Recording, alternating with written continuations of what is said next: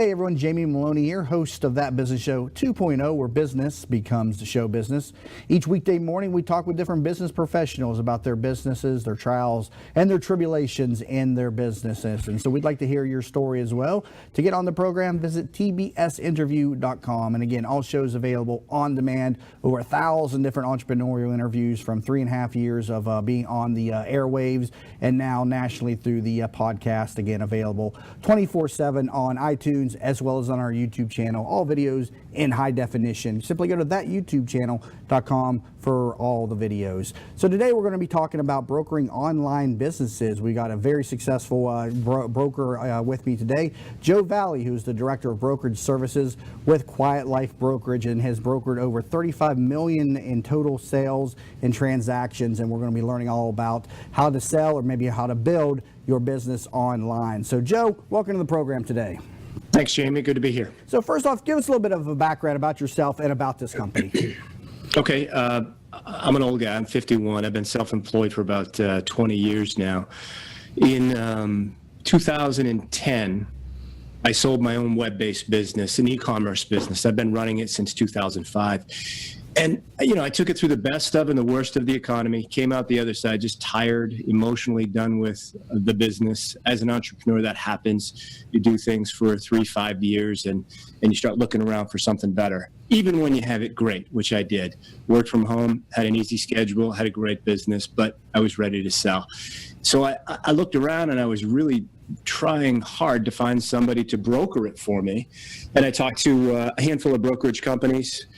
And everybody was just trying to get their hooks into me for a commission, except for one guy. His name was Mark Doust at Quiet Light Brokerage. And Mark actually gave me some advice. He helped me out. He looked at my financials and looked at my trailing 12 months owner's benefit or seller's discretionary earnings, which are what values are based on. Right. And he said, look, man, months 10, 11, and 12 are a little weak. The economy's getting better. And if you wait 3 to 6 months, you're going to make another $75,000, $100,000. It was great advice, and it was in my best interest. So I held off, and I reached back out to Mark about 6 months later. He put me in touch with the other lead broker at Quiet Light, the veteran here, really, Jason Yellowitz, who was my broker at the time and is still with Quiet Light. They listed my business, got it sold, and I loved the process. I enjoyed it. They did it in such a professional, easy manner that I thought, man, I'd love to do this.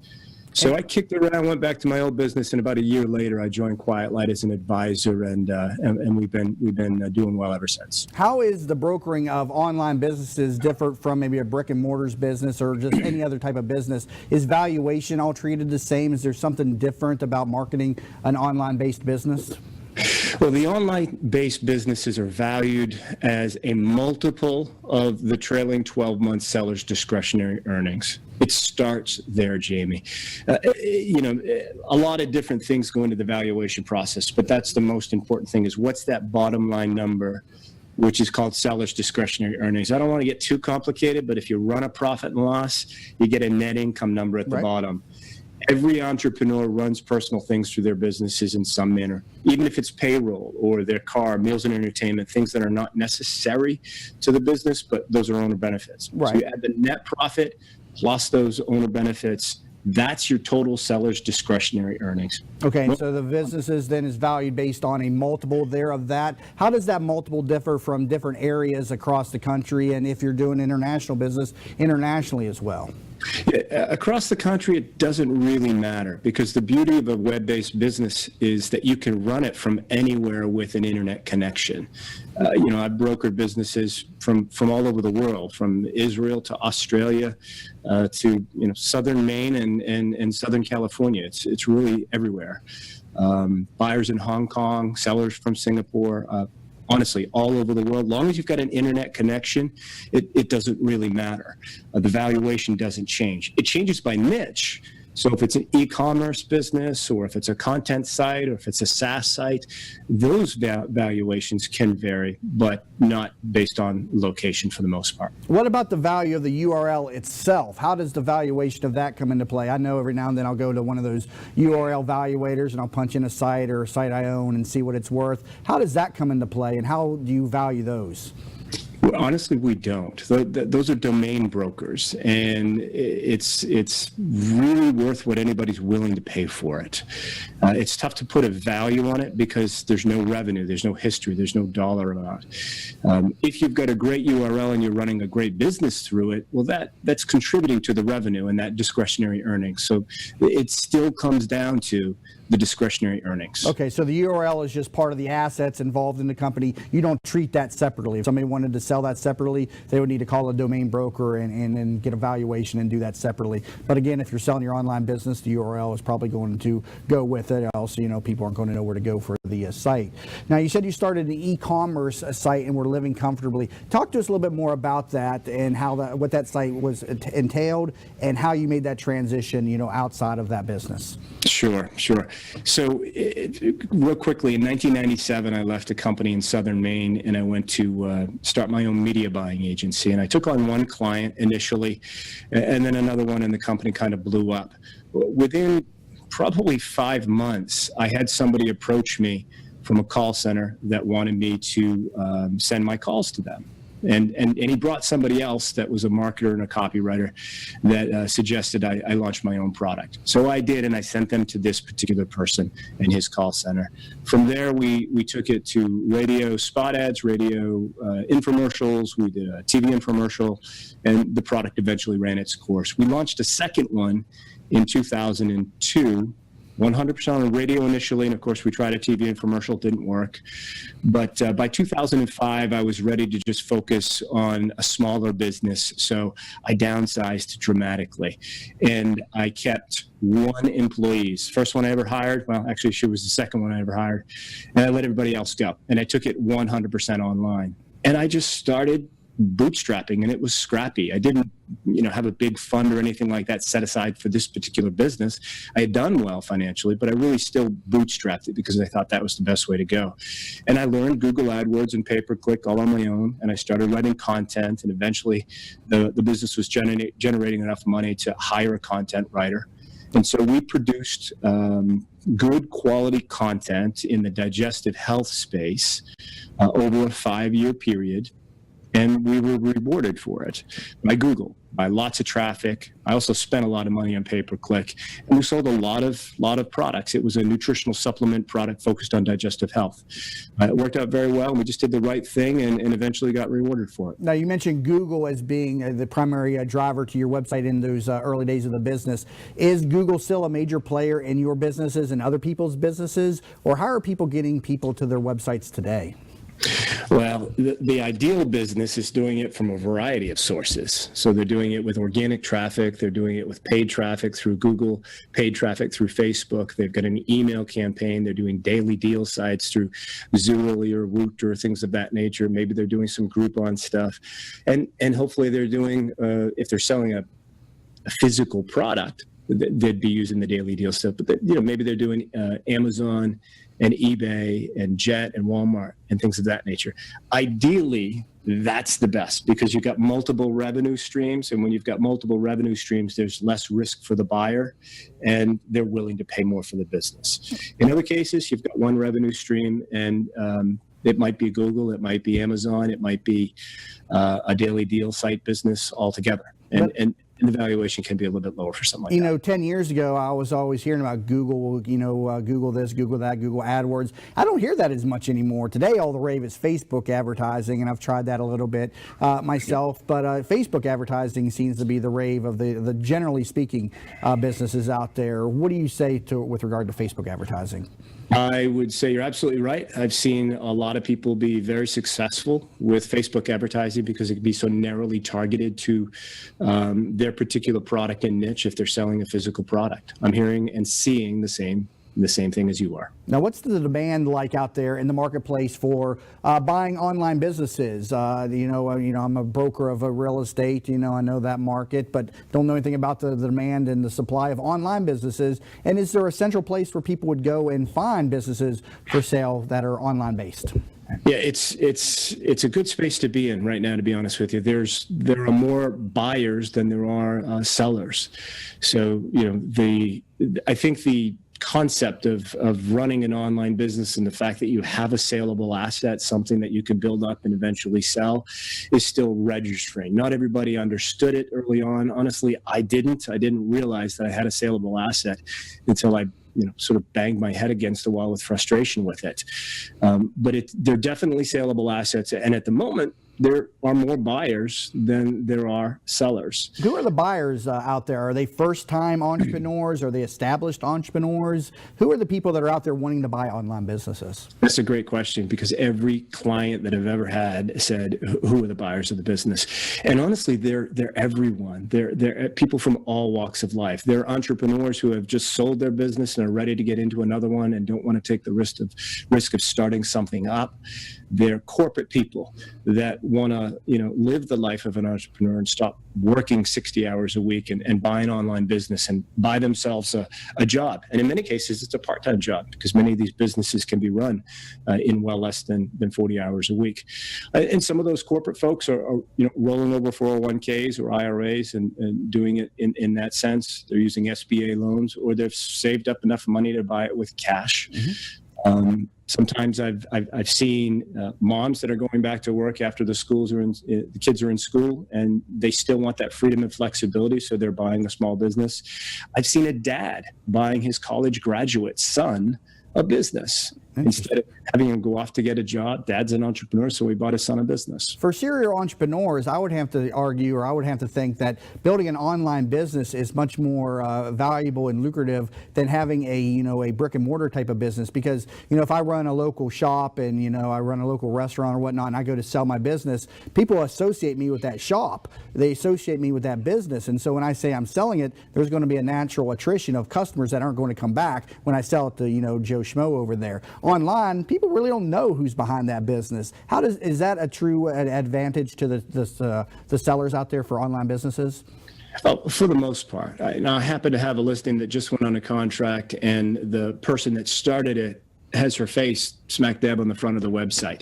And so they're doing a transition period over a 24 months where she'll still remain there as the face, but they're going to slowly phase her out. So occasionally you still got somebody that they are the biggest presence on the website. I'd advise against it if at all possible, because you're absolutely right. For the most part, people aren't buying products or services from a website because of the individual or individuals behind it. They just love the content, they love the products, and they keep going back to the website. It's not the person. It's not the person that greets you. It's the information and the products that greet you. What type of online businesses are hot and doing well these days? For instance, does an affiliate marketing site do well? Is e-commerce still doing well? If I'm thinking about starting an online business, I'm listening to you right now and I want to do something. What industries or ideas do well with online business right now? Really, just about anything. This year I've sold software as a service businesses, e-commerce businesses, content sites, 100% Amazon businesses, you name it. They're all popular. There's a buyer out there for every type of business, and all it takes is one buyer.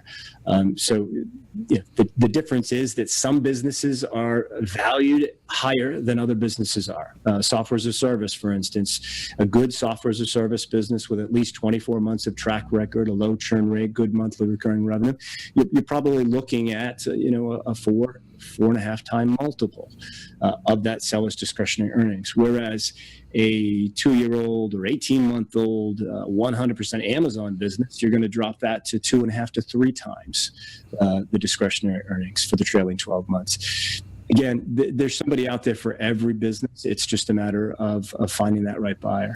Currently talking to Joe Valley, Director of Brokerage Services with Quiet Light Brokerage. You can learn more at quietlightbrokerage.com. Got to take a break, but when we come back from the break, I'm going to talk with him more about Amazon businesses. He wrote a piece called 10 Steps to Selling Your Amazon Business. And I also want to chat with him about affiliate marketing and the advantages and values in establishing affiliate relationships with customers and using that as revenue sources for your website as well. So again, you're currently listening to the all-new That Business Show 2.0. I am your host, Jamie Meloni, where business becomes show business. Hi, welcome to Yeager's. We just want to take a minute and show you what we're all about. At Yeager's, our primary business is hardwood flooring, although we are remodelers for kitchen, bath, and general construction. We operate a fleet of shop-at-home vans that have all the flooring type products. hardwood flooring, laminate flooring, tiles, stone, what have you. So we're able to come out first with products in our vehicles and take a look at the setting, how the colors will work, and then to be able to come up with some options and ideas for you.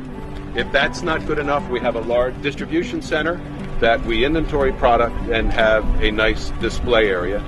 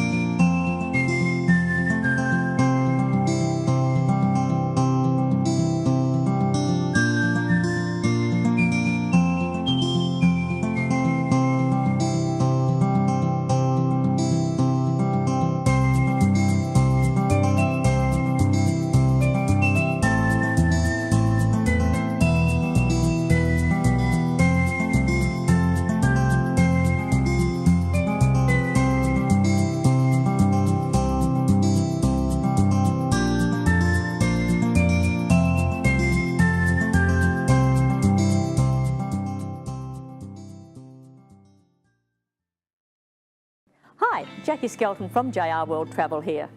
If you travel, you need a licensed professional travel consultant, not a computer. Your licensed professional consultant can get you more for your time and your money. Value for your money and experience, not marketing salesmanship. When you're sick, you call the doctor. When you need legal advice, you call an attorney. So the next time you want to go on any type of travel, call your licensed professional travel consultant who actually represents you. We specialise in group travel, family reunions, weddings, to escorting large groups or making special arrangements for the disabled. Please call 844-249-0190. We are a full-service travel consultancy offering worldwide concierge service. Air, land, sea, rivers, resorts, locally, nationally and internationally. Remember that number, 844-249-0190. And welcome back to That Business Show 2.0. I am your host, Jamie Meloni, where business becomes show business. If you're finding us on the air, have been listening to us for a while and like to share your story, we'd love to hear from you. Simply visit tbsinterview.com for ways to come onto the program. My guest today is Joe Valley, Director of Brokerage Services with Quiet Light Brokerage, where they specialize in selling online-based businesses. And so we're having a great discussion today about building an online business, about selling an online business. And Joe, this is, my podcast here is a separate business. My primary business is I'm a real estate agent here in Tampa Bay. But I struggle with revenue sources for the podcast, and there's a lot of people in our community that are doing podcasts, and it's a growing medium. But all of us struggle with how do you monetize it? And I've studied some of the top podcasters out there, and a lot of them are having success with affiliate marketing. Marketing other people's products through their site. Do you see a lot of success in online businesses that utilize that technique? Yeah, absolutely. It's a wonderful way to drive revenue through your business. I wouldn't make it the only source. If you're able to do affiliate marketing successfully, then you could probably get paid advertising as well. Use AdSense, things of that nature. There's a whole business of content sites that totally and have focus on affiliate marketing and driving revenues in that manner. I've seen people selling physical products 100% through affiliate marketing. There's some very, very successful affiliate marketing companies that we've worked with that eventually may sell someday as well. I've sold affiliate platforms before. So it's a space that is a fantastic source of revenue because they have a big audience through thousands of different websites, and those different websites, like yours, like your podcast, can take those products or services on as an advertiser and get a piece of the pie. Yeah, Audible is a model out there, which is a division of Amazon or a part of Amazon. A lot of podcasters use that as their first affiliate marketing site. You can give away a free book for people that sign up for the service. I set up a URL, thatbusinessbook.com, and you can get a free book over there. But yeah, podcasters use the Audible affiliate marketing marketing program to start, but there's a lot of them out there that utilize, some type of reward system, Lead Pages being one of them, Bluehost being another one. So affiliate marketing is an opportunity for people out there struggling maybe with finding revenue sources, especially all the podcasters that are listening to me out there. Now, Joe, I want to talk about Amazon businesses. I know myself, I go to Amazon here and there. They're the largest retailer in the world, and they don't own any real estate. First off, this is just the trend of our economy. More and more retailers are going away from, big box stores to online marketplaces, and so Amazon definitely leading the way. Talk to us about how big Amazon businesses are and what they encompass. So they're quite big. 3 or 4 years ago, it was barely scratching the surface. We had businesses that were selling physical products, and Amazon might have been a component of it. Today, we're selling 100% Amazon businesses, where entrepreneurs are sourcing products, private labeling, creating their own brand, selling it 100% on Amazon. Giving it 18 to 24 months, and then reaching out to get the business sold. So it's a very, very significant part of the online space and what we do. So somebody has a product and they get, I guess, an Amazon store. Is that what it is? That is significant? Not significant, but is just for their product. Is that how that works? Yeah, they open an Amazon seller account and they list their products on Amazon, follow the whole process and procedures, and sell their products physically there. It's easy to set up, and it's kind of like opening a store, but you still have to get the customers to come. So, anybody that's listening to this, setting up an Amazon store is not all you have to do. But there are a lot of free sources out there with Amazon mastermind groups. Podcasts as well that share all the secrets, all the tips, and all the experts sharing their opinions on how to get to the top of the search rankings, how to get your product ranked well, how to get reviews, and get the ball really rolling. I have listings and sold businesses this year that are 100% Amazon businesses. In fact, I had a listing that came to me really last summer. It's an interesting story. It was a guy who was 28 years old at the time. He'd been running the business for only about maybe 12 months. It was too young to sell, but he was going into the family business, so he had a plan to sell the business and wanted to sell it by this spring. So we talked, we planned the time that he needed to have under the belt before the business could be sold. In that case, I suggested 18 months. And he came back to me in January, and we listed the business for sale. And it goes kind of to the buyers. This particular business was run by a 28-year-old selling a line of products that had done very well. He had 300% year-over-year growth. He was making about $350,000 in discretionary earnings. And the person that bought the business, after it was listed for sale for just a couple of weeks, was somebody from the corporate world that worked for a publicly traded company that had been buying businesses for that publicly traded company, but he was traveling the world and working 60, 70, 80 hours a week. And he had a family. Right. And we just said, enough. And he found that business and he bought it and he's doing great with it. So, that's the typical buyer. And in that particular case, it was definitely a 100% Amazon business. The key, though, is that you really have to focus on learning how to do it right, because 1% of the people that list on Amazon hit that $1 million in revenue mark. It's not super easy. Super easy, of course. Yeah, nobody should go into any type of business thinking it's easy. Of course, every business, has its difficulties and its challenges to overcome. How does Amazon come into play with regard to your business? Do they take a percentage of the sales, like a franchise model? How does it work from what you owe Amazon?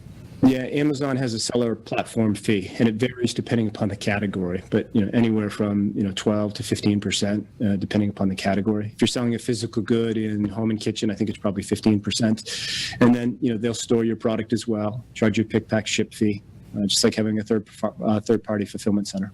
Now, what about eBay? I remember people having eBay stores back in the day. Has Amazon kind of overwritten eBay in the online marketplace, or is eBay still a major player out there? I think Amazon's probably about 5 times the size of eBay at this time. Mm-hmm. So naturally, people are going to go for the bigger beast in Amazon. But ideally, again, back to valuations of businesses, the ideal one would be one that is doing Amazon and eBay as well. I've seen businesses that are doing great on eBay and they hate Amazon. They say, no, I don't want to do Amazon. Or people that are doing great on Amazon, they're like, eBay's too small, I don't want to do it. Mm-hmm. So Really, eBay is kind of going the way of the dinosaur right now, or is still eBay still a major player, but just Amazon is just so huge? I can't say if it's going the way of the dinosaur. I've got a 15-year-old son that will shop on eBay all day long. I just don't hear about it as much as I used to. It's just one of those brands that's sort of going away and getting replaced by others, but only time will tell, what will happen with that brand. Sure. Now, is there a central place to find online businesses? As a realtor, we have the multiple listing service. You can go to Zillow and see all the homes for sale in an area. Is there like a database or a certain place where people can go and find like a database of online businesses for sale? There's a variety of different places. I think the first place that I would advise people to go to is to Quiet Light Brokerage, to look at our listings, to look at the resources. Mark Dowse, the founder of the company, has developed some great content for both buyers and sellers to understand the process, to understand the valuations. Much of what we do is buyer education. Teaching buyers on the proper valuation process, what to look for, how to get an SBA loan, how to finance a business, how to negotiate a deal properly by being a nice guy, not a jerk. You get better deals that way.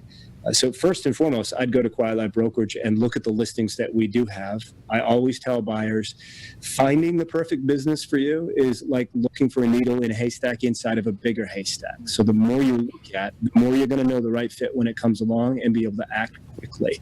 And you do have to act quickly if it's a great business, because they don't last long. As I said earlier, it's really a seller's market. There's more than one buyer for every business out there for the most part.